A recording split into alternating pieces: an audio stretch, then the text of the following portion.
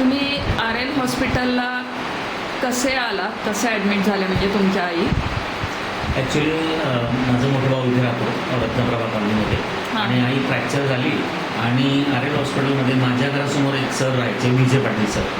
त्यांचा विद्यापीठाकडे एक ॲक्सिडेंट झाला होता, मायनर ॲक्सिडेंट झाला होता. तर त्या रिक्षावाल्याला हे हॉस्पिटल माहीत होतं. त्या रिक्षावाल्याने ह्या हॉस्पिटलला त्यांना आणलं आणि मग आम्ही त्यांना बघायला इथे आलो.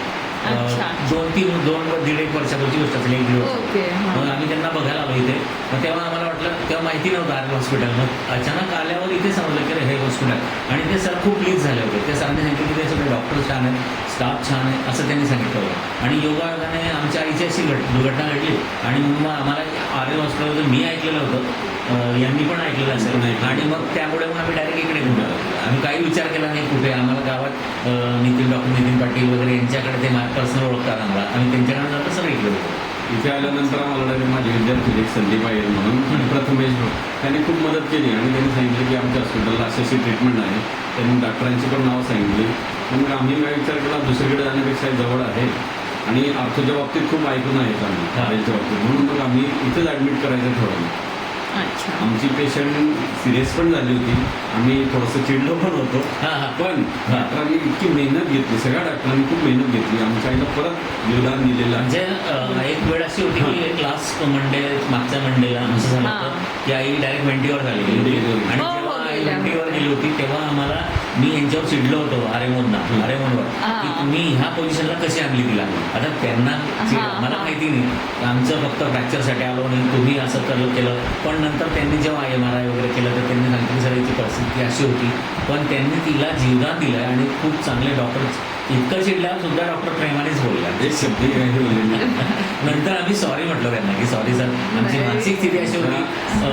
सगळं स्टॉक चांगला आहे, आम्हाला कॅन्टीन फॅसिलिटी पण आवडली सगळं. आम्ही तर इथे मग आई चांगली झाली तर आम्ही इथे पार्टी केली, खिचडी पार्टी वगैरे केली आमच्या नातेवाईकांना बोलून जेवण. नाही, आणि थोडंसं आपल्या घरच्यांना काही झालं तर तुमचं चिडणं स्वाभाविक आहे. ठीक आहे.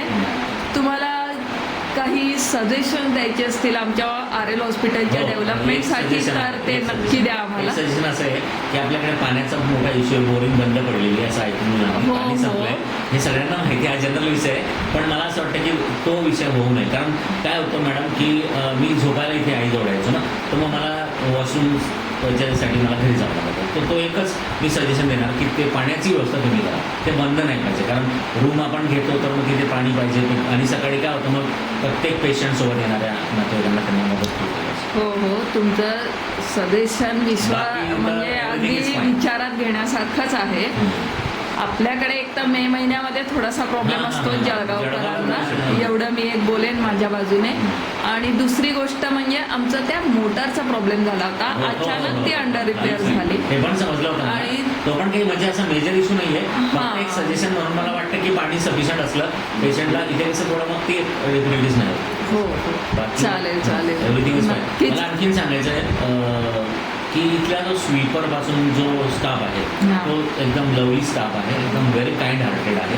म्हणजे कितीतरी वेळा साफसफाई होते. म्हणजे आतापर्यंत माझी ताई आहे जी कोणत्याही हॉस्पिटलला पाणी सुद्धा पिलेलं नाही, ती इथे जेवलेली आहे. म्हणजे ती आजपर्यंतचा रेकॉर्ड आहे की ज्या हॉस्पिटलला गेली तरी ती पाणी सुद्धा पित नाही हॉस्पिटलच्या एरियामध्ये.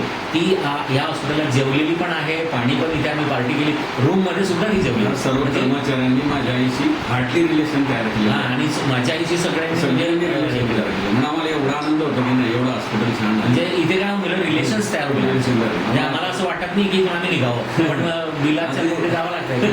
नाही, तुम्ही कॅशलेस मध्ये आहात. कॅशलेस पण केला आणि आम्हाला कॅशलेस मध्ये पण इतकं म्हणजे कुठलाही त्रास झाला काही त्रास झाला खूप छान. आणि आम्ही सर्वांना सांगू नक्की RL हॉस्पिटलला जा, काही अडचण. कोणती मेडिक्लेम आहे आमची युनिक हेल्थ केअर म्हणून, युनिक हेल्थ केअर गव्हर्नमेंट एम्प्लॉईजसाठी असते ती. हो, okay. Thank you sir. Blood camp वगैरे असणार तर तेही आम्ही आयोजन करतो.